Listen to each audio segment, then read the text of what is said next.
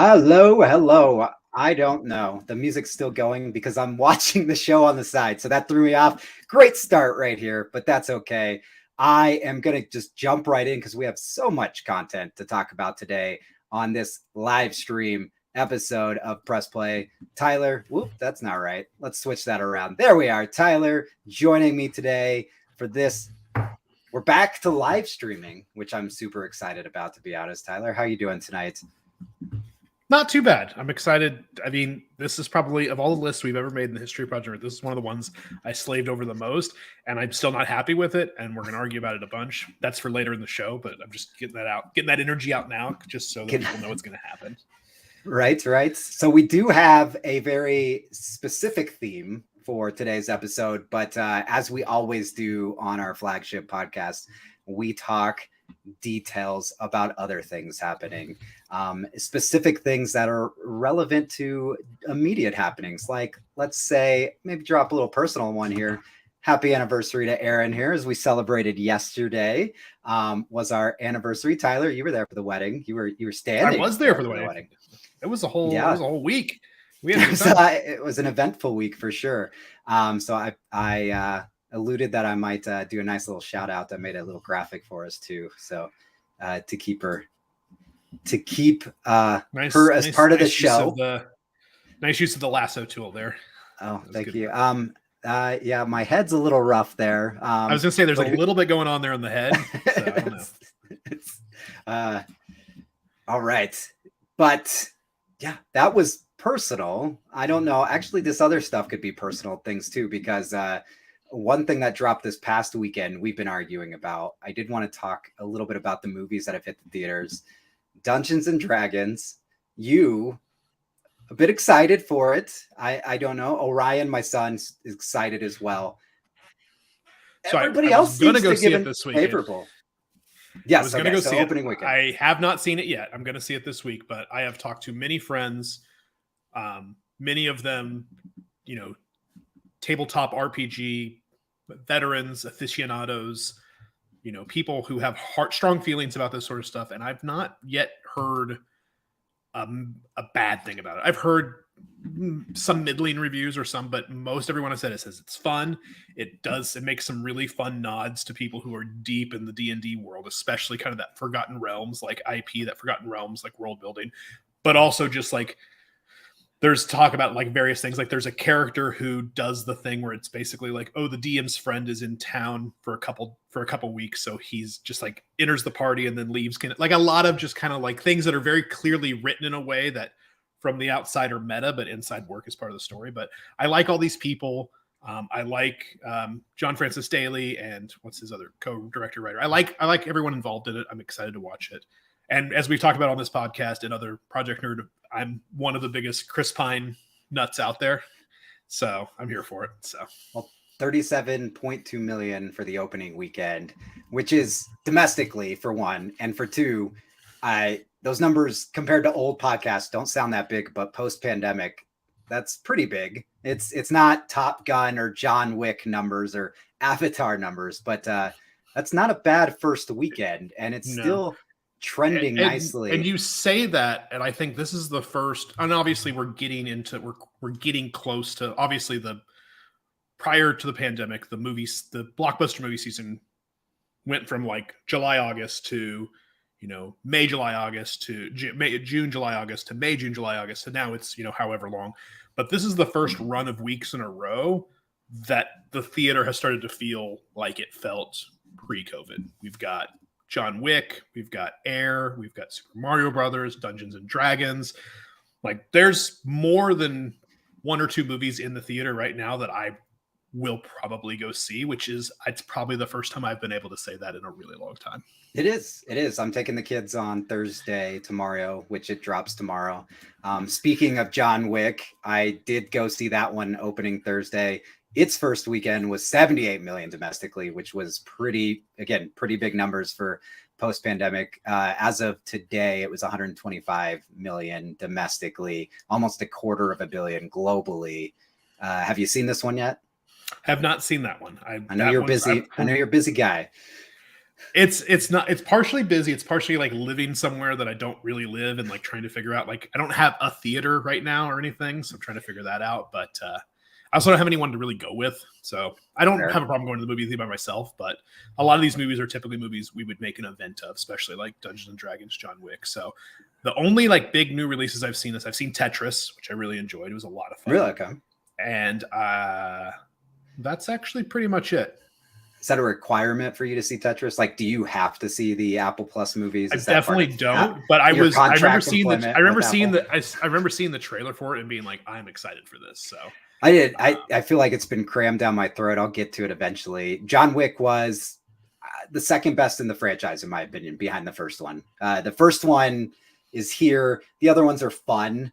As they go along, he gets more and more bulletproof, more and more crazy things happening, right? So it's good though. It's my son was complaining after we left about certain things of it that are very John Wick type things, and I'm like, if you weren't expecting you knew what you were those signing things, up but for. exactly by the fourth one in the franchise, if you're not, you can make that joke. Things. You can make that joke after the first one, but on number 4, you knew what you were signing up for on this one. Right. Yeah, so you're exactly right. Wick's still in theaters. Tetris is in theaters. Air is about to drop in theaters for, sneakerheads, a big one. I tell you what, I'm excited about Air. Air is one of those ones, if you told me the premise, you told me the cast and the director, and then you showed me the first trailer, I'd be like, is this a real thing? Like, is this a joke? But seeing interviews, subsequent trailers, and just the buzz, like, it's got like hardcore. I mean, it's way too early to say, but it's got like hardcore Oscar buzz right now. Listen, or at least awards buzz.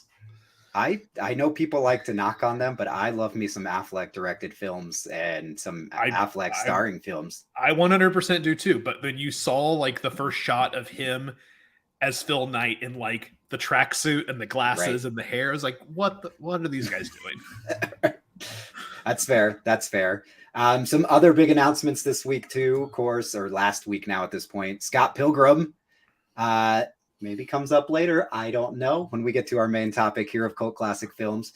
But it is Netflix has gotten the rights to an anime, promised to be in the animated style. That's why I went with the comic book art here for our graphics. The original cast completely coming back for the voice cast here. You're a massive Scott Pilgrim fan as well. How are you feeling about this? Read all the comics, played the video game. They're also, it looks like they're getting the I'm gonna mispronounce their band, Anna Managuchi, which is the band, basically the band that did that. They're very popular for their like video game chiptunes. They did the music for Scott Pilgrim, the beat 'em up side scroller video game. They're coming back to do the soundtrack and new songs for the anime, as well as getting literally everyone back, as well as Edgar Wright being involved and O'Malley being involved. So yes, I'm incredibly excited about this. Right. And we are live, people. So those of you watching, you can comment on our Facebook page. There's the Facebook Project Nerd group. I think you have to give some permissions to get your name there. Obviously, we're on YouTube and Twitch as well. I'm looking at the Facebook page to the side. There's some weird thing about stars. I think Facebook's wanting me to pay. I don't know if that limits the comments. It limits us being able to see them through that channel. But either way, definitely give us your 2 cents on all these things we're talking about, movies, Scott Pilgrim anime, or something I know Tyler and I are both excited to talk about too. It is the Last Ronin. Let's talk Last Ronin video game. So it is actually Doug Rosen, who is the senior vice president for games at Paramount Global, because Paramount does fully own Ninja Turtles now for a little over a decade, I feel. They're putting a game out that's going to be themed around a pretty solid miniseries comic, darker, more older audience oriented. And Rosen is likening it to the God of War franchise is how the gameplay should be. I'm interested. I mean, it'll do what my other video games do, Tyler. I will buy them, download it, and install the updates, and then set it on the shelf and probably never get to it. But that's still a compliment from me. That means I'm excited. Yeah, I'm curious. When I heard this announcement, it made a ton of sense. Obviously, The Last Ronin is one of, I mean, IDW has done some amazing stuff with Teenage Mutant Ninja Turtles over the, IDW has done some amazing things, comics in general, but done some amazing things with the Ninja Turtles in the last, 5 to 10 years. The Last Ronin is one of the best. I was actually talking about The Last Ronin to someone just the other day. Like, if you haven't read it, 100%, it's 5 issues. Go pick it up, read it. I'm not going to say it's a quick read, but it's pretty quick. But this is, I mean, we've gotten after a long time of not getting much, I feel like we've gotten a glut of Teenage Mutant Ninja Turtle. We had Shredder's Revenge as well as the Cowabunga collection last year. We've had all these new comics. I'm very excited about this. But yes, as God of War, I was definitely, in my head, I was picturing it as more of a like Arkham Asylum kind of game, but as a God of War game, they're in the same kind of action RPG genre. I can see it though. So I just want Mikey to start calling him Boy. Have somebody follow him around and call him Boy by the end of the game. If we're going full God of War, right? No, it should be pretty exciting. It looks cool, and I agree. I picked it up. I waited till the 5 issues were done, got it in trade. Kind of happy I did. I picked up the hardcover one, and so it sits nicely on the shelf. It's a pretty. It's for, gosh, you are the same. We're same age. Adam, who's usually on the podcast with us, right there too. We grew up on Ninja Turtles, everything from it to where we can even excuse the third the Turtles in Time movie. And listen, the Turtles in Time movie has some good stuff in it. That's why I said we could excuse it. Basically, as long as if you cut out all the turtle stuff and just show the scenes of Casey Jones with the samurais in modern day, it's a modern classic. Everything else is kind of rough, but point being is we love us some Ninja Turtles, and this definitely is for the older fans, the fans that have been there for a while. But yeah, read it. I agree, and then go play the game when it comes out, or do what I do and buy it and put it on the shelf. That's how things work around here. But that's mostly for the big news. I didn't have time to create graphics for it, but I real quickly touch on it. Obviously, we've had, I would say, 4 big trailer drops. We did get it as a second trailer for the Marvel series. Starring Samuel L. Jackson, bringing back all of them. Secret Invasion. And we did get the first trailer for DC's Blue Beetle, which is due out, I think, end of summer. We've got a pretty solid teaser now, more so than just the kind of gimmicky teaser for Barbie. And we did get the updated Spider-Man Across the Spider-Verse trailer as well. There was a lot. The Barbie, I've always, between like the cast and Greta Gerwig, I was mostly in on Barbie just to see what they were doing with it. Now after the trailer, 100% in. Oh gosh, so much. Blue Beetle is a fine trailer. It has some really good nods to the character in the comic book. It's not a great trailer. It almost, as I said someone earlier today, it feels like someone put a big budget paint job on one of the like not great CW DC shows. And even the best fair. CW DC shows, not great, but like on one of the, but at the same time, like I almost said high. I had hopes for this movie. I didn't have high hopes. I had as high a hopes as you can have for a DC movie. Right. I hope it's better than the first trailer makes it look, but if it's not, it is what it is. Secret Invasion, I don't know. Secret Wars and Secret Invasion is such, in and of itself, a crazy, wild, convoluted storyline in the comic books, and it's a very big, like, I don't want to say cop out, but it's very, rather than like write anything interesting in that series, what they would just do is be like, oh, by the way, this superhero for the last decade has actually been a Skrull. Like, with no, like, there's nothing to, it's always been this way. And it was very, like, there's a lot to it. Plus the differences between the MCU and like the main comics are, there's like things have gone different. The Skrulls come in. It's all very different. I'm here for it. I'm going to watch every episode of it. I don't know why but it seems I'm curious how they're going to make it coherent and concise and get from point A to point B, and not like, one of the biggest complaints of a lot of the Marvel TV shows on Disney Plus has been they're too long and there's a lot of filler. I don't know how this one is going to fit everything it needs to fit into. I don't know.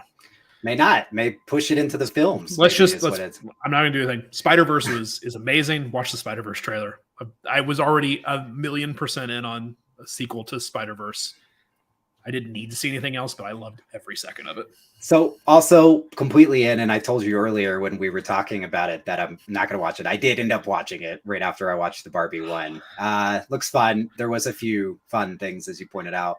But I'm gonna retreat back to all the things we're talking about here. That Barbie trailer, like you said, Greta Gerwig directing, co-written with Noah Baumbach. This is then all of a sudden you saw, like, I knew the cast was going to be, I didn't realize some of the people that were going to be in it, but it is taking the approach of it's going to be tongue in cheek for sure. It knows what it is, and I'm pretty excited for that. So yeah, Blue Beetle, it's just hard. DC's I feel like they got to prove something at this point. The trailer just didn't do enough for me to say they are. We'll see. But that was, yeah, a big week of trailers. And I think that kind of goes hand in hand with what you talked about, Tyler. We've got a bunch of movies finally hitting the box office. We're starting to fill up the every weekend slate again. So the trailers are starting to drop for the late season releases. It's dare I say it, movie season again. Getting pretty excited for that, to check it out. But we're going to talk movies, just not new releases. I do want to get into it because we both know we're going to spend too much time here. Far too much time. But I want to start by talking about why we picked this subject. And this Saturday, I'll be hosting a little get-together with some friends to celebrate Rex Manning Day. April 8th, Rex Manning Day. For those of you who are not aware, this is a slightly modified version of the group here for Empire Records. Tyler and I might have made our way in there. Empire Records came out 1995. April 8th is Rex Manning Day. And actually, it's I have a little note over here of that Ethan Embry, who plays this guy, actually, that Tyler's peeking out from behind there. He plays Mark. He did note that the reason April 8th was chosen for Rex Manning Day after the fact is, I didn't know this till recently, Tyler, is that's the day that Kurt Cobain was found after he passed away. So April 8th is kind of paying homage to Kurt Cobain. So I was like, okay. I'm surprised I was not aware of that piece of trivia, but it definitely makes sense. So it was interesting. There's a few other fun notes for Empire Records fans, or for those who are aspiring Empire Records fans, that I took down. Was obviously they were only going to film a couple seconds of the Say No More, Mon Amour Rex Manning video, but they were on a beach and they had the cast and crew. They ended up filming the whole thing and actually edited it down. So there is a 4.5-minute video out there. And if you do own the Blu-ray release, or you go back to the DVD, I believe it's called the remix edition, you have that music video in your extras. This one always still bothers me. Coyote Shivers was married to Babe Beale at the time, making her Liv Tyler's stepfather while they were in the movie together. So Coyote Shivers and Liv Tyler, playing similar age characters in this movie, were indeed stepfather and stepdaughter. That's really interesting. But one of my favorite pieces of trivia is a big plot of there is AJ, who I took over his body here in our little image, is wanting to confess his love for Corey, which is Liv Tyler up there in front. And he checks his watch at one point in the movie at 1:30, and he is committed to tell her at 1:37 that he loves her. At 1:36, so exactly 6 minutes after he checks his watch of runtime, she shows up on the roof where he is already. And 7 minutes after he checks his watch, he confesses her love. So they actually timed that well in the editing of the film. So kudos, team. Empire Records, of course. Here is the most interesting piece of trivia that I just learned today. Rotten Tomatoes score 31%. This is not a loved movie, apparently, on Rotten Tomatoes. I mean, it hit at a very specific time for us. You obviously watch it every year. I have not seen it nearly as many times as you have. I have seen it many, many times. It's not a great film, but it's fun. It hits a lot of really specific notes around that period of the 90s. I put it on the same kind of tier for another one that hits super hard for me that's not on this list, but is Can't Hardly Wait. Can't Hardly Wait is another also but it has that like list of people who are all like, they're all about to be famous. They're all going to be like, it's a who's who of people who are going to go on to have careers, and it hits a very specific time of like that late 90s high school era. You go back and watch it now, the nostalgia is too strong for me to dislike it. Not a great film, but I love it. This is in that same kind of vein. Whatever. It's such a great movie. Guilty, It is. It's a guilty pleasure. I'm not saying that's bad, but it's definitely not. It's definitely not high cinema. There's a reason it's in the cult classic films list. That's the thing, is we didn't want to spend all episode talking just about Empire Records, or maybe I did. Maybe we figured other people wouldn't, especially with that 31%. So we decided to spend Rex Manning Week, as we will call it, into cult classic films. So we're going to talk cult classic films. And yeah, Tyler, you kind of brought it up at the start of this episode. We made lists. So we made lists of our top 5 cult classic films.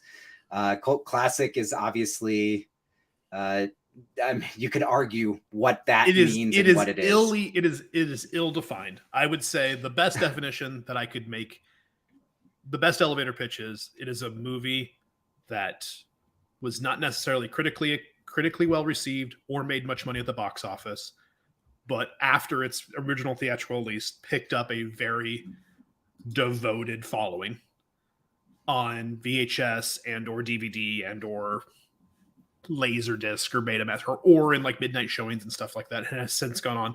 The problem with that definition is there's a lot of movies we're going to talk about. There's even a lot of movies on our list who I think there is a period in their life in which they were a cult classic, but because of being such huge cult classics have since transcended that and just become movies classics that are in retrospect are now more well received and or are super influential. There's at least one on my list that's like, it is one of the cult classics of our generation, but I don't even know if you could still call it a cult classic because of how influential and how like well received it is now in retrospect. And a lot of these cult classics were not obviously Empire Records. Some of them were critically acclaimed. They just didn't make money and then went on to, but then there's some that are like, you could even put in this box where, I mean, there's people who put movies like Shawshank Redemption in this box. Shawshank Redemption made literally no money at the box office. No one went and saw it. It's a prison movie based on a Stephen King novel called with redemption in the title. And then you go on and then it goes on to TV and it goes on to VHS and becomes one of the most beloved movies literally of all time. I don't know anyone would actually put it in the cult classic movie, but by the definition, I feel like it probably is. Well, I think you touch on some good points there, and you're right. We're going to talk on some films that aren't. As I was doing some research, because I wanted to make sure there wasn't anything that I left out or went over, and I think you did the same, and we talked about it ahead of time. There were definitely some lists we ran across that included films, and you mentioned Shawshank. I ended up starting making a whole second list, which I'm going to bring up first, as I call it the don't count movies. And obviously you might dispute me on some of these based on where our conversation will go. We talked about before we started recording, Blade Runner is showing up on a lot of lists, but we feel, especially with how well received sci-fi is these days, you can't really call it a cult film anymore. It's just straight up sci-fi classic. Yeah, it even not so much sci-fi class. It has a weird cult status. One, because now there's like 17 version cuts of it that, like, depending on which one you saw. It's also one of the most influential sci-fi films of the last years. Like, it's been imitated and cribbed from so many times. But at the time, it wasn't like a flop, but it wasn't super well received. But there's a lot of like early Ridley Scott. There's a lot of directors we'll talk about where it's like, I wanted to put them on the list because of some of these more experimental, they took chances that now with 30 years, 40 years removed, you're like, oh no, that's one of the greatest movies ever made. But at the time you're like, what is this? So. Right. Yeah. Some of the other ones I'll go over this part pretty quickly. Princess Bride, I saw on lists that I'm like, I feel like that can't count. Maybe it's just a generational thing, because maybe it's everybody our age that's very aware of it. Big Lebowski was one, and we even have a lot to talk about with the Coen brothers, because they're the when you talk about directors that toe the line. Fight Club I saw on tons of lists, but everybody knows Fight Club. Everybody knows Fight Club. It's also generational, I think, too. There's some of that too. The thing I feel like I feel like if you were gonna go, that route, They Live would be better suited for cult classic, where The Thing is more Carpenter's more. Carpenter shows up on a list a lot, and a lot of his movies are another one of those ones that in retrospect, I think that one I also saw, and I think it's probably still a cult classic, but I was exposed to the sequel before the original. You see Escape from New York on tons and tons of lists. And I'm trying to get my wife and son to watch those. Escape from LA is 100% a formative movie in my like cinema, like but I definitely saw it before. I had So no idea theaters- who Snake Plissken was. Like, there's all these references in the movie. I'm like, what the hell is this? And then years later is when I saw Escape from New York, and then it all started to click together. Right. But that's another movie. Like, if I was older, Escape from New York would 100% be on my list. Same with, there's a lot of those older movies that would be on my list, but by the time I was old enough to see them, they had gotten over the hump of still being like a cult classic at that same time. Like, I don't think we're old enough to consider Rocky Horror Picture Show a cult classic. Like, by the time we were seeing it, like, it was already doing like huge numbers in, I don't know. Okay, so when I look at our list, it makes a little more sense then, because yours are very generational, and they're very generational. Well, because there's another, like we talked about directors. One director for sure that I really, really wanted to put on my list, but couldn't make a case for it, was David Lynch. Everything David Lynch, if he doesn't do anything else, he takes chances. And then you look back at some of his movies. The problem is movies that I think in execution and in like substance and content should be cult movies. But then like Blue Velvet, I wanted to put on there, but it like got nominated for multiple Academy Awards. Mulholland Drive, I wanted to put on there, but people consider that one of the greatest movies. Like, I know people for whom that is the greatest movie they've ever seen. Eraserhead, I saw way too late in my life to put there, but it's probably the biggest thing he has. It's a cult classic. We've talked about on multiple Project Nerd things about how much I love Dune. I've seen David Lynch's Dune a million times. I don't even know if it's good enough to be a cult classic. It's just one of those weird artifacts in the 80s that people like, who people have feelings about. So good point there, because Dune is the first Dune. And before actually I go here, I'm seeing comments. We're going to share your thoughts here in just a moment. So continue to comment on what you think are cult classic films. We will share those throughout the time. We're sharing ours. I'm not ignoring your comments yet. I just don't want to get there yet. But the Dune kind of fits into more of that cult classic of, I had a side list also of like Reefer Madness, The Room, Faster Pussycat Kill Killer, Itchy the Killer even, which Itchy the Killer is actually a really well done and horrific even level movie. But its bizarreness and its over the topness is what makes it considered, fans return to it. And that's another question, is if you set out on purpose to make a cult movie, does it get to count as a cult movie? Another of my like didn't make the list ones was UHF, which like, but from conception was a cult movie. Like, there was no one, Weird Al and those guys were not going out to make the next big like blockbuster hit. Now, I think they probably wanted it to be more successful than it was, but like, there was no version of that movie that wasn't going to be a cult classic. And I think you can say the same about a lot of the early filmography of like, he's going to come up multiple times tonight, but Sam Raimi is one of those people. Like, he definitely is going out of his way to make movies that they're a cult classic before they're even in the can, like they're a cult movie before they're in the can. So, I do just want to point out too, for those of you commenting in the Facebook group, you have to give permissions. Otherwise you are just Facebook user. So Facebook user said Evil Dead. Army of Darkness was the one I put on my shortest of shortlists. Like, it was almost in my top 5. I hands down love that trilogy. We revisited it. Erin had never seen it. I took her 3 straight Mondays leading up to our wedding last year to go see that. It was even to the point to where I almost thought, like, can we commit 3 straight Mondays? Because Army of Darkness was the Monday before when you guys started coming into town. And I was like, I've got to see these. I mean, but it also reminds me too of you talk about being made as a cult classic on purpose. I think of Bubba Hotep is a great one. Oh, for sure. So bizarre, but exactly. It knew what it was doing from the get-go. Yeah. I mean, Sam Raimi 3, I didn't put the original one on there, but Evil Dead 2, Army of Darkness, and Darkman all made like my short list as like, oh God, I love Darkman. I love Darkman so much. It's so good. It's so good. Okay, so those are some we considered. I have an entire list. You did the same too. I know you did. I have over here to my left of what I'm watching us talk about, probably about 50 movies that I either felt were borderline that I wanted to consider. I have things like just pages note in this right. just like I have all sorts of notes about this. So I have movies that I've been introducing to my, my son is 18 now, and to my wife, who did not explore a lot of movies when she was younger to the level we did. When I look back at how many movies I've watched, I'm now on Letterboxd and have started, and I'm like, I have probably spent too much of my life watching movies. Oh, but sure. I have things like Election. I love Election. It's so good. It's so cheeky. It's such a fantastic movie. We talked about this one earlier too.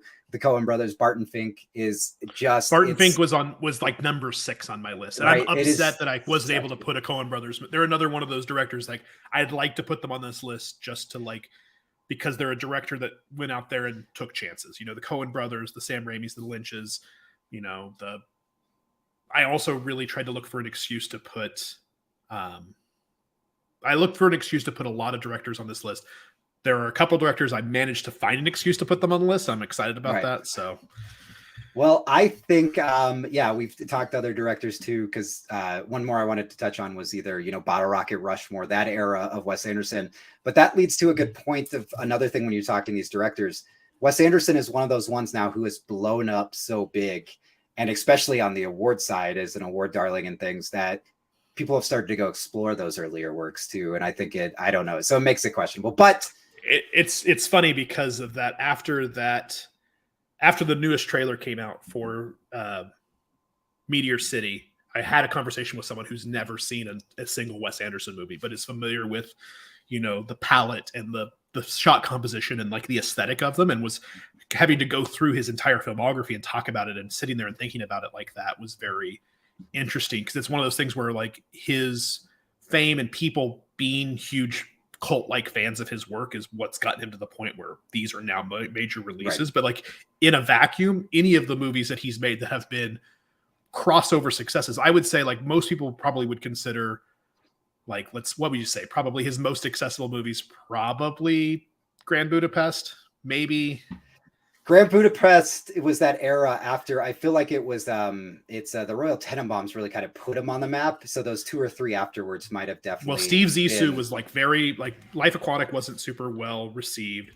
And then, but as far as like accessible to a non-Wes Anderson audience, I would say Grand Budapest or what's the one? Moonrise Kingdom, probably the 2 most accessible ones. But if they're released prior to Life Aquatic, prior to they're super weird, don't make any money anywhere, right? Kind of thing. You know what I mean? So, right. We've got he's definitely. Oh, it's good. Just take us ahead with the familiar face, our old Best Buy buddy Troy Galvin mentioned M. Night. At first I paused, but then I thought Unbreakable definitely. Sure, so. I feel like could definitely be on a list of. And also too, it's worthy of making my short list, and it wasn't on there. I love Unbreakable. I know M. Night now is completely different than where he was early in his career, but Unbreakable was fantastic and definitely flew under the radar. Question, I guess, now to even challenge myself of saying that, it picked up enough of an audience that he did 2 more movies in that franchise, really, too, and kind of connected it all with what is it? With was it Split? What was it called? Split Glass? And then Glass. Yeah. Yeah. Yeah, he's tricky because he got really big. He got what you would call in the business the blank checks. Like he had some small projects that did that outsized performance, got given some blank checks to get spent on passion projects, and sometimes those go well, and sometimes they do not. And he had a few too many blank checks bounce and had to like kind of start over from scratch, and has since gotten himself back up there with a lot of like. Some of his later work has been super well received, but there was a period of time there between like The Village and The Happening and stuff like that where he was radioactive in Hollywood. Yeah. So. Yeah. Well, let's talk. We're halfway through. Let's talk our top 5, because all of this work, all of this exploring, making list was for us to say. I was like, Tyler, we have to come up with our top 5 cult classics to celebrate Rex Manning day, week, whatever we're calling it, month now. I don't know. In my house, it's basically month. So we're going to go down our top 5. Again, I want to continue to see that little red dot show up on the comments here. Is seeing people share theirs. I'm gonna let you kick us off, Tyler. So your number 5 film on your top 5 cult classic films. Put it on the board. Just get it up there. Let's do it. Clicking on it. There we go. So this is the one movie that I chose that could be considered in retrospect no longer a cult classic, but it is for our generation the indie cult darling film. It is the one. It's like this was like Kevin Smith for his generation. It was Linklater's like Slacker. For us, it's Clerks. Like this is the movie that you went and saw in a theater. You're like, oh, I could make this. I could do this. I could max out some credit cards, get my friends, hang out at a convenience store for a week, and like we could make this movie. It was one of those first movies that early on, like him and like Tarantino, was people like this is how people actually talk. It was black and white. It was low budget. There was something special about it, but early on you couldn't really put your finger on it because if someone pitched it to you and showed you stills from it, you're like, what is this? Right. In retrospect, it is one of the more influential movies of the 90s, and it's gone on to spawn multiple sequels and spin-offs, an entire universe, the View Askew verse, where they're all tied together, and Jay and Silent Bob and, you know, Randall and all these characters. But at the same time, like the original Clerks, can you still probably consider it a cult classic? I would say yes and no. It's probably, of all the choices I made, it's the one that I feel... I love this movie. Don't get me wrong. It's the one I feel least strongly about of my 5. Right. But I feel like it requires Kevin. If we're going to talk about our generation's cult classics, we're going to talk about cult classics of the 80s, 90s, and 2000s. You can't have that conversation without talking about Clerks. So I figured I'm going to put it on there. That's fair. Clerks and Slacker, as you mentioned, Linklater's Slacker, both on my short list. I was towing the line with that too because of how I felt. So I started my list in a little different direction. I started thinking movies that I bring up to people and I'm like, wait, how have you not seen this? And then I remember I live in a movie bubble that I've seen way too many movies as we're talking about. One of those is one that Donnie Darko. And I really consider this is because people that like this movie love this movie. Like you either love this movie or you don't know it exists, it feels like. And to me, that is kind of what I see as defining a cult classic. It did not do well. Richard Kelly did not have a successful career after this even. It was one of those things, much like Empire Records, there's some faces you will definitely recognize that went on to be pretty big. Some faces that were already kind of big even at that time. The movie it's one of those ones that when I think about it, sometimes I'm like, that's just got to be nostalgia creeping into why I like this so much. But then I watch it again and I'm like, it's a weird, unique, and just, it is a well done movie. It is kind of better than it has any business being. Which version of it is your quintessential version? So I am pretty sure I honestly don't know how to answer that. I feel like it's the theatrical version that I watch most of the time. I feel like the director's cut, if I'm remembering this correctly, tries to, I think Richard Kelly has a problem when he's given too much, like he was allowed to go back to it and started meddling with it too much. I think it takes away from some of the twist. It takes away from some of the like just weirdness of the few scenes, I guess, would be by trying to put too much more in there. The best example I can give of not letting Kelly do anything further beyond the original cut to Donnie Southland Darko Tales is Southland Tales or S Darko, even anything post that, right? So I don't know. Which do you have a preferred version between the two? I mean, definitely the theatrical version. I didn't see the director's cut until years and years later, and after that point, it was kind of. I do like this movie. I don't like it as much as some other people like it. And it is one of those movies that was on one of my lists to put on here. But like you, I was just like, no, that's not a cult classic. Like everyone likes that movie. And like, then you think when you start to talk to people, are like, what Donnie, what are you talking about? Right. And then it becomes that conversation. He does, I will say for Richard Kelly, because he's spoken about it a lot. He obviously didn't go on to do much. He made that Domino movie with Keira Knightley post like Bend It Like Beckham. He did the Southland Tales. I don't know that I can think of another movie that he did, but he does in a lot of interviews when he was talking about like his impetus for becoming this filmmaker, specifically when he was talking about Donnie Darko, he talked about one director in specific who is one of the cult guys who I wanted so badly to fit on my list and couldn't. I had like I had all of his movies on my list and couldn't fit any of them in my top 5. And I just want to bring it up because I don't know we'll get a chance. Terry Gilliam is the king of cult movies. Yeah. And I had Time Bandits on my list. I had Brazil on my list. I had pretty much everything Terry's ever done on my list. None of them made it to my top 5, but he deserves a mention, and I might as well use Richard Kelly. Constantly always talked about Terry during interviews for Donnie Darko, and it gives me an in to talk about Terry Gilliam. So right, that's fair. And Richard Kelly, since he's obviously watching this for the sake of it, there are some brilliant moments in both Domino and in Southland Tales. That whole Justin Timberlake singing the Killers scene, like everything. But as a whole, it just none of them come together like Donnie Darko. But I am excited for your number 4 pick here. So I'm going to move us on because this is a great film. And I was talking about this with my son downstairs before we started. So take us. So this is another one. This is another one of those directors who I tried to find a way to put on the list. Obviously, this is the movie that I shouldn't say for most people, this is the movie that movie buffs became aware of who Christopher Nolan was. Like, this was his coming out party, at least in like the cinematic universe. And that movie is, of course, Memento. Guy Pearce playing a guy with a memory disorder who's trying to hunt down his wife's killer. It is an intricate, crazy woven plot that's being told frontwards and backwards at the same time and meets in the middle. At the time, kind of groundbreaking. Had similar things have been done in movies prior to this, but not executed quite this well. It has that sort of, I wouldn't say convoluted, like screenwriting, like plotting is become kind of a calling card of both him and his brother. But at the time it was groundbreaking. A lot of semi well-known like character actors, like Guy Pearce was, this is probably post LA Confidential. Is this post LA Confidential? Was he? I'm trying to think year wise. Right there. It's in right that same period.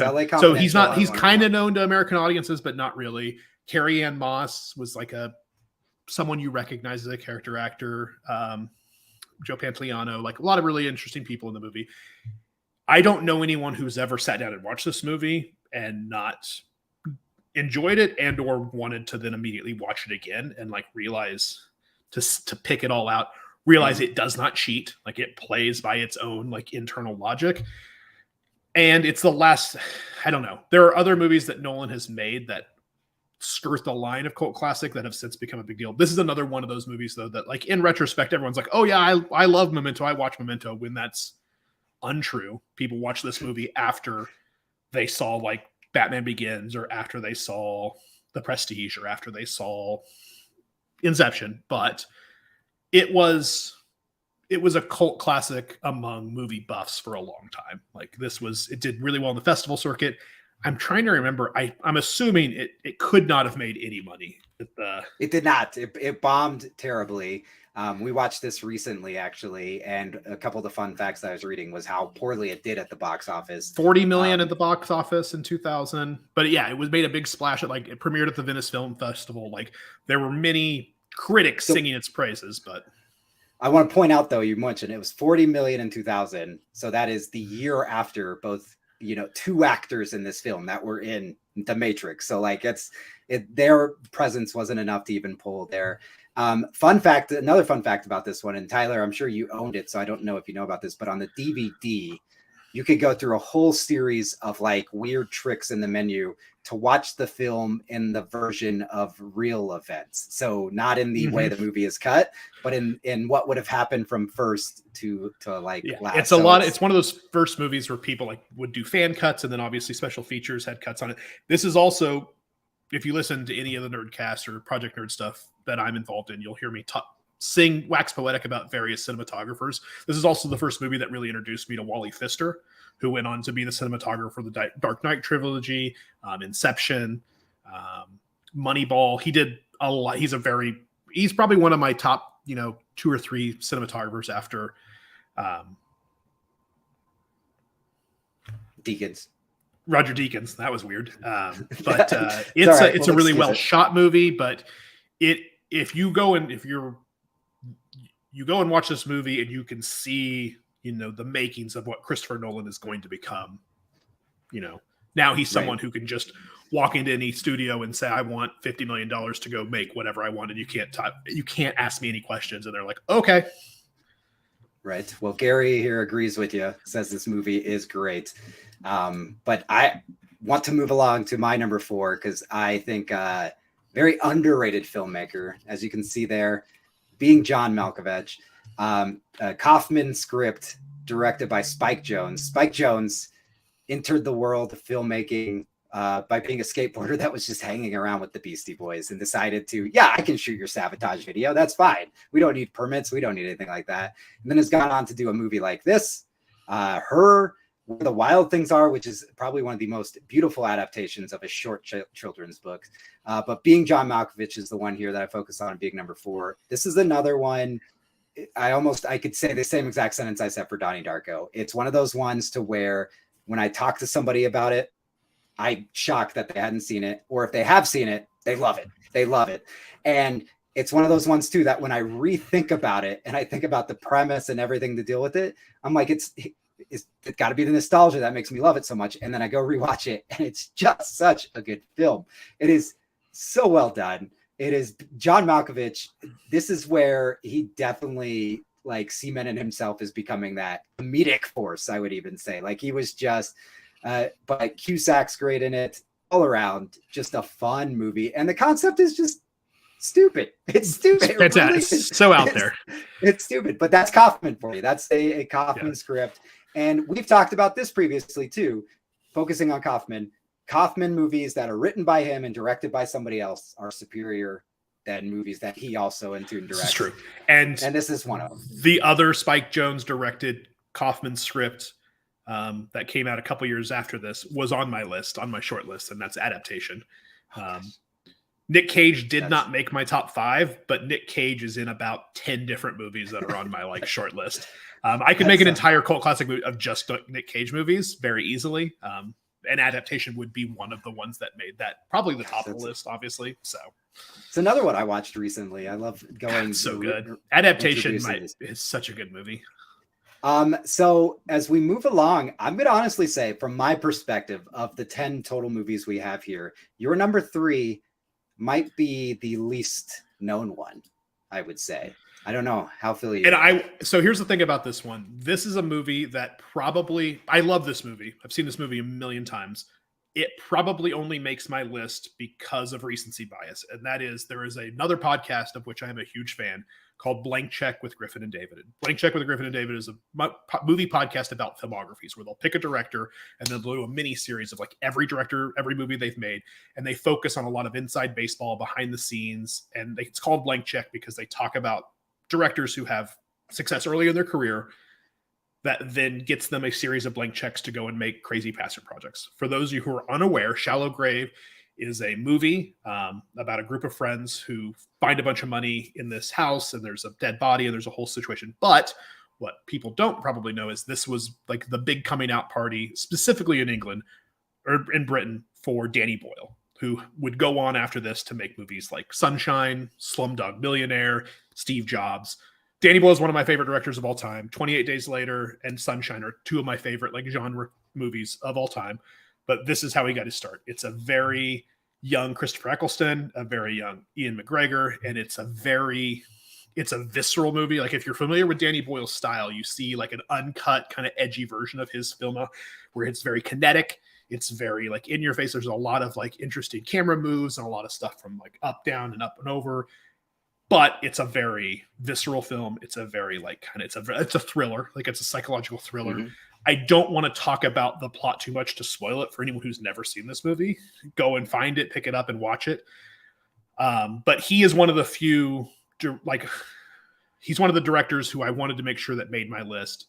Just because I appreciate their work, who went on to like from these small, like kind of weird out there movies.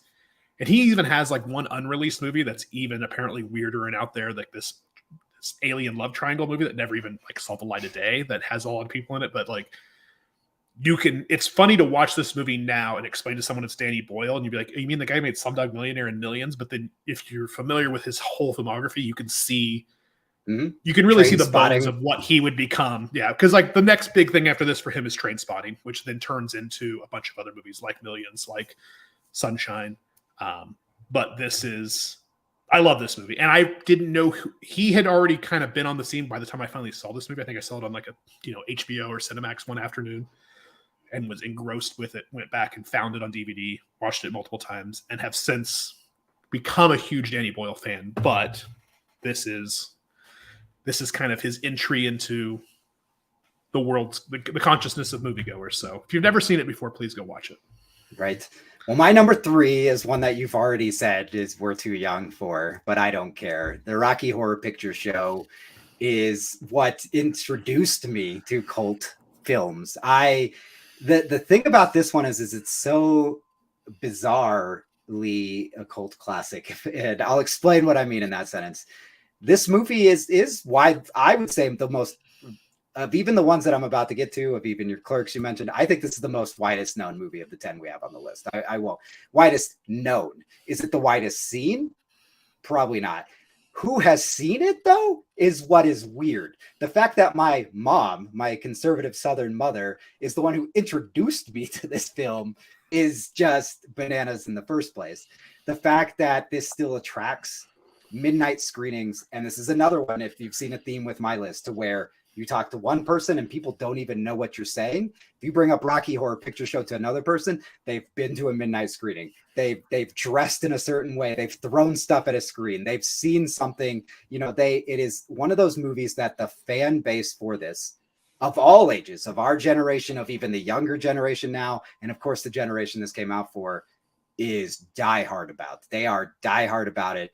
And I think part of its problem was because of the material, and specifically Tim Curry's how he was presented in this movie is what probably kept it from underperforming in theaters.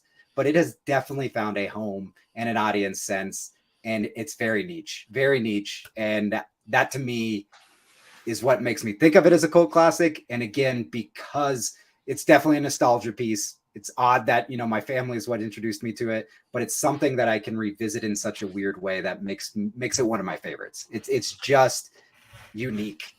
And meatloaf in it. It's like, it's on my list. It's honestly, if the only main reason I would say it probably didn't make my top 5 is just because it's the easy answer. Like Evil Dead. There's a few of those movies, especially like they're just kind of like when someone says cult classic, this is the movie that pops into your head. But it's an amazing film. I don't know. Yeah, I mean, I don't know what else you can say about it. It's fantastic. There's really not. This is the one I can talk about the least because you're exactly right. Everybody knows about it. And my last comment would be is if you are aware of it and you haven't seen it for some reason, I would say go experience it first in one of those special screenings. That's what I would say. Go do see that it in first. A theater for sure. See how the fans react to it. See the people that dress up for it. You live anywhere near anyone, you can probably find a late night showing in a theater somewhere, especially around Halloween. Nearby. Yeah, especially closer to Halloween, but mostly year round. Someone's showing it somewhere late at night, and it's so good. But you're number 2. So I had already made the graphics for mine when you submitted your 5. Otherwise, you're number 2. I almost rethought it. I almost adjusted my number 5. I love this film. And if I remember correctly, this is a product of a writer's strike era too, right? Like this is a wonderful one. So I'll let you take it from here.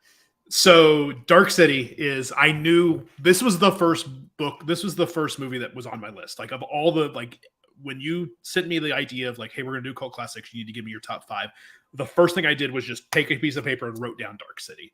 And then I came back days later and actually sat down and went through my movie collection, went through things I liked. I knew that no matter what else happened, Dark City was going to make my list. It is another one of those movies where I don't know. So many people have never seen it. It's such a weird, even for weird genre pictures, it's a weird genre picture. So for aren't familiar, it's this weird, dark, dystopian, sci-fi noir film starring Rufus Sewell. It's got William Hurt in it. Kiefer Sutherland plays a really cool character. One of my favorite actors, Jennifer Connelly's in it. Richard O'Brien. There's so many people in it. It's directed by Alex Proyas, who is probably best known. He's an Australian director. He was the guy who directed The Crow, another cult classic that was on my short list. Like The Crow was definitely one that I almost put on here. He also made I, Robot. Well, he's made a bunch of other movies, but probably best known for The Crow and probably Dark City. It's weird. It's out there. David S. Goyer was one of the writers for it. So if you're familiar with his work, like this was early Goyer, who went on to write a ton of superhero movies for DC and Marvel.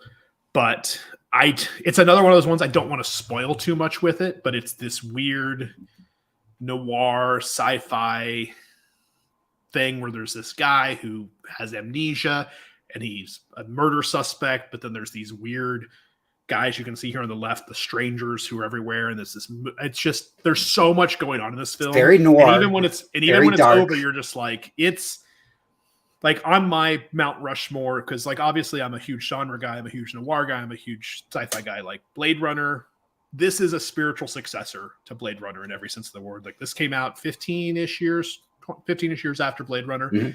You can see like those fingerprints all over it of like not quite cyberpunk, but like noir sci-fi. And I can't sing its praises enough. And the ending is brain breaking and it's fantastic. And I love it. This is a movie that I rewatch at least once a year. And I just, no, this is a great candidate for a cult classic, because it is exactly, no matter how you define a cult classic, I feel like this can fit on a list, no matter how loosely or tightly you define it. You're right. Like, I think Blade Runner, I think Metropolis, Fritz Lang's Metropolis, this brings me back to, it is one of those movies that I just didn't see. And I didn't see it like so many people. I did not see it, and was in 98, I think, when it came out. And afterwards was like, oh my gosh, why did I not see it? No, it's absolutely wonderful. Well, my number 2 is a little bit, we have already talked about news with it. It's bigger. Whatever. People give me crap for this one. I don't care. I still consider it a cult classic. And that's Scott Pilgrim versus the World.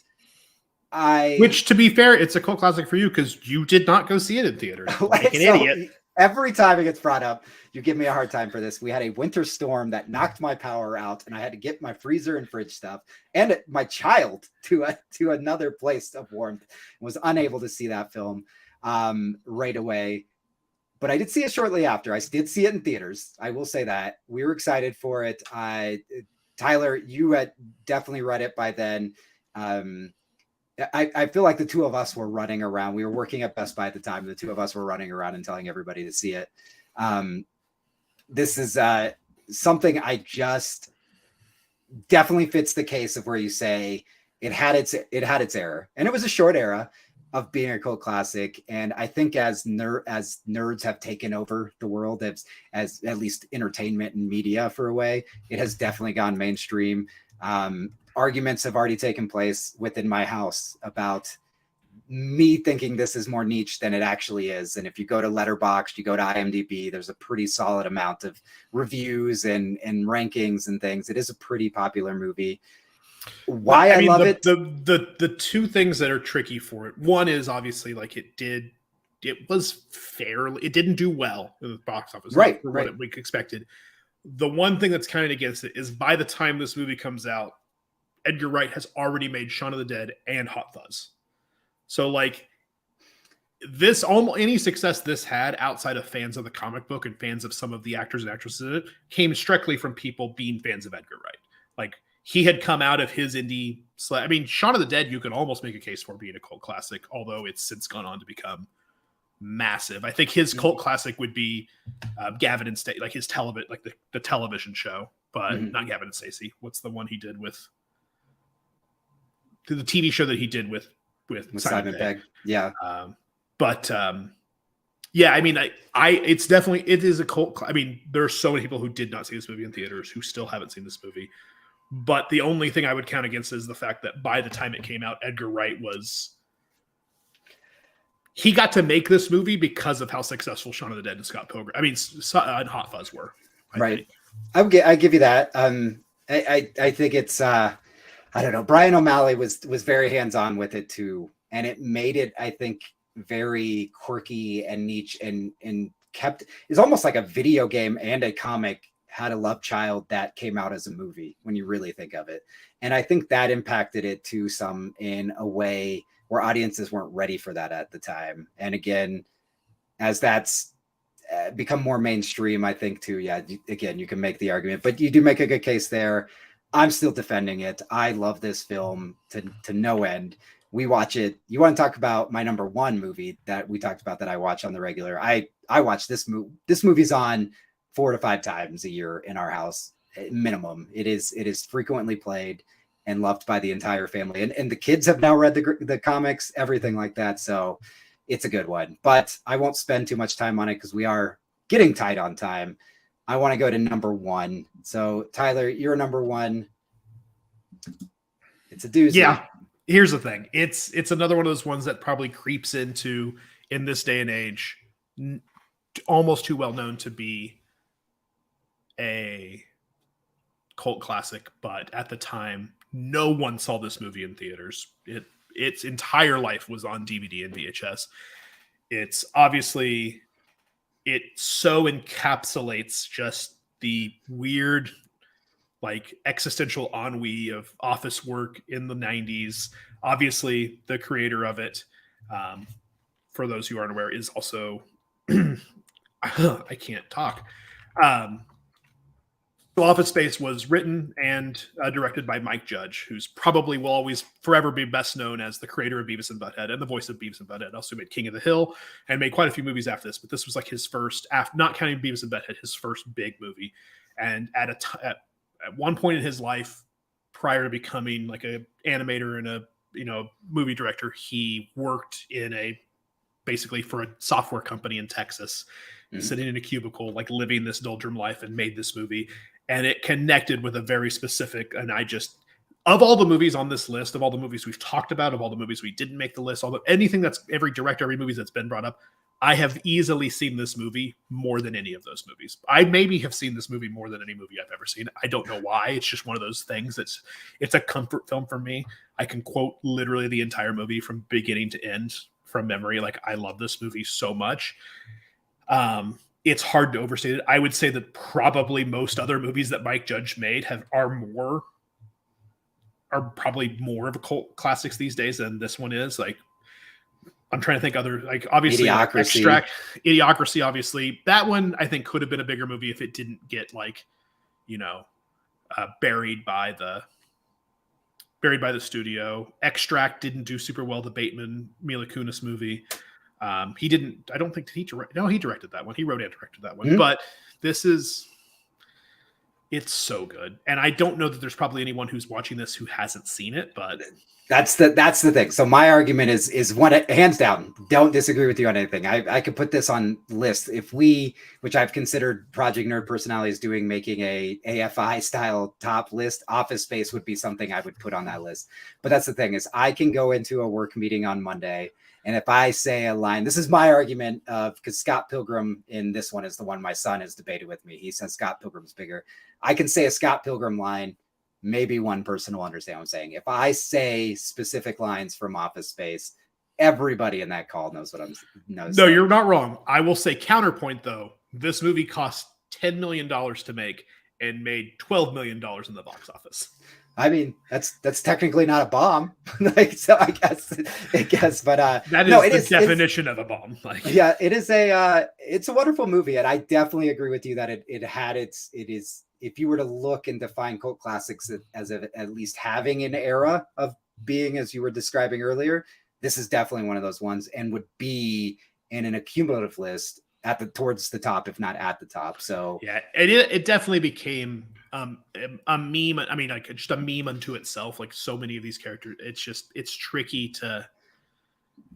I don't know. I'm gonna say it's a cult following, but it was a cult movie for a while. But sometime in the mid 2000s, it became mainstream. Right. So, for my number one, I was a 12-year-old boy, probably a year after this came out, and a friend of mine had it on VHS, and this forever changed my life. And Empire Records, screw your 31% Rotten Tomatoes. I don't care. This is the whole reason we're doing this list this week is Rex Manning Day.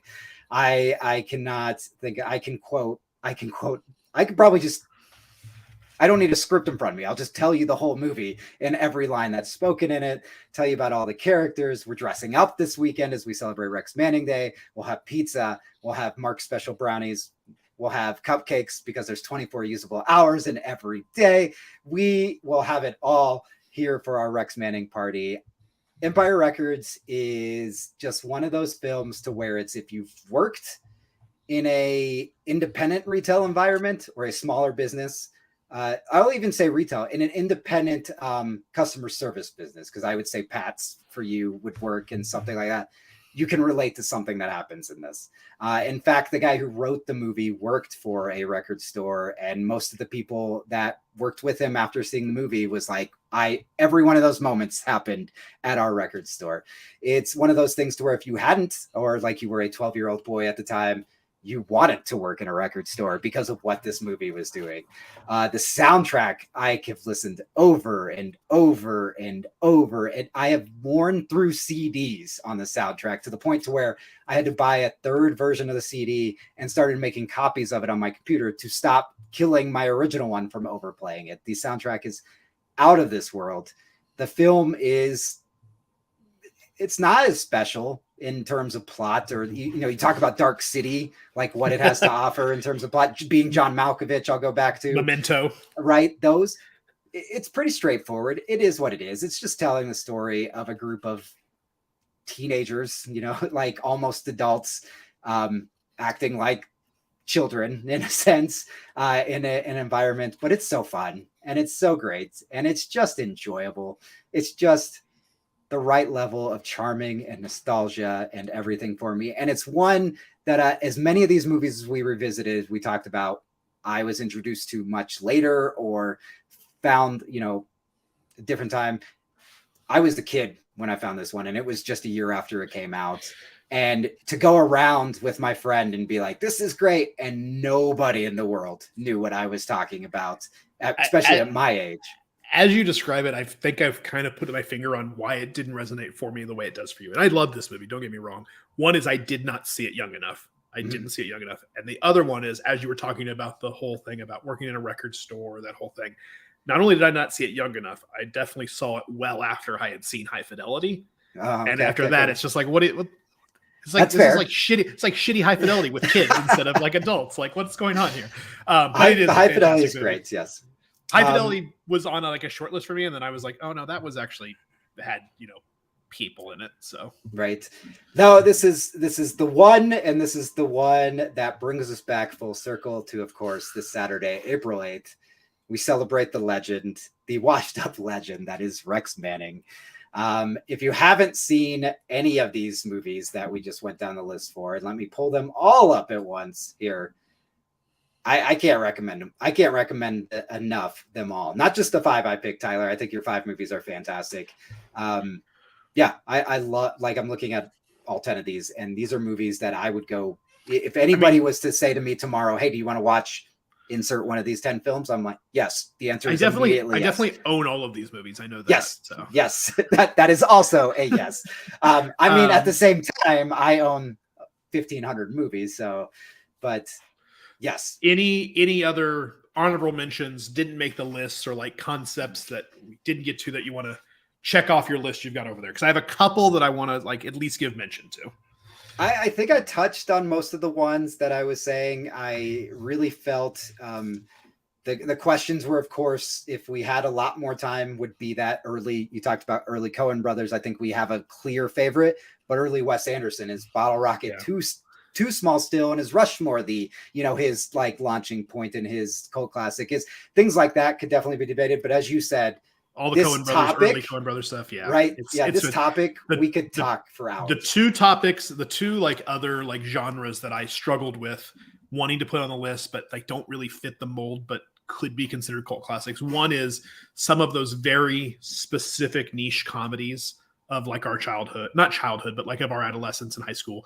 Specifically things like Napoleon Dynamite or like Super Troopers, which are things that like have since are huge outsized influence on the culture of people our age. But like no one saw those movies in theaters. No one to this day. There's a lot of people who haven't seen either of those two movies, especially like younger generations, because they captured a specific moment. The other genre that I had on a short list but didn't put any of them on here was some very specific like anime movies that crossed over into the US. So Akira, Ghost in the Shell, some of the early Ghibli stuff, which for people our age, are 100% cult movies. Like you had to know a guy who knew a guy who knew a guy who saw one of those, or got a bootleg copy of it, or got like a weird dub version of it.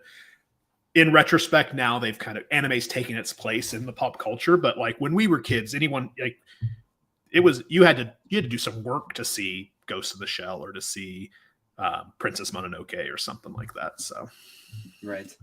Well, we need to wrap. We are definitely over time. We did pretty good. I was expecting us to go much further with this. I mean, we could keep. I mean, I've got more notes. That's we can keep going if you want to go. We could, but what I want to do is we just had the ticker down at the bottom. You can still leave your comments. This video will forever live on our Facebook page, on our YouTube channel. And briefly live on our Twitch channel. You can head on over to any of those places, leave your comments for what your favorite cult films are, start those conversations in the comments, argue with people on the internet, because that's what the world is all about, arguing with people on the internet. We'll be happy to chime in as well on some of our favorites. For the future, we are definitely going to be live streaming Press Play going forward. For the next few months, there's a lot going on, so we will be off in 2 weeks because I will be on a lovely beach somewhere, but we'll be back early May to do this, and then hopefully by the back half of the year we'll be here every other week talking great things. And if you have ideas for topics for us, definitely let us know. Not only these comments, but you can message our pages as well. But besides Press Play, where you're watching us, you can pick us up on our audio feed. You go search for Project Nerd Podcast or Press Play. You can find it on Apple Podcasts, Google Podcasts, and Spotify, all the other places. Of course, don't forget to check out the other Project Nerd shows, such as My Funny Friends and Two Guys, One Film that are out right now. We have tons of legacy content as well. Another thing for those of you in Colorado, Project Nerd Film Festival is coming up in June. We are to our final deadline, so we will be selecting the finalists and announcing the schedule soon. And of course, in-person event on June 10th, and we'll be doing our live stream Project Nerd Web Fest on June 11th. And we have some exciting things to announce for the fall and next winter, including some old events coming back that we can't wait to share with you. But that's it for the Project Nerd recap. Always go to projectnerd.com. That's project-nerd.com. Which oddly I have that nowhere here. I just have our social media. Good job, Iggy. Good job. We'll update those graphics for next time. But listen, you did a lot of work on some really. You had like the whole thing with each movie cut out, plus like the final. Our heads are here. I know you did some work. I think the final graphic though with all 10 movies, that was that's the there one you go. People, there you go. One last time. So we are going to bow out for now. Roll those beautiful credits. We'll talk to you next time.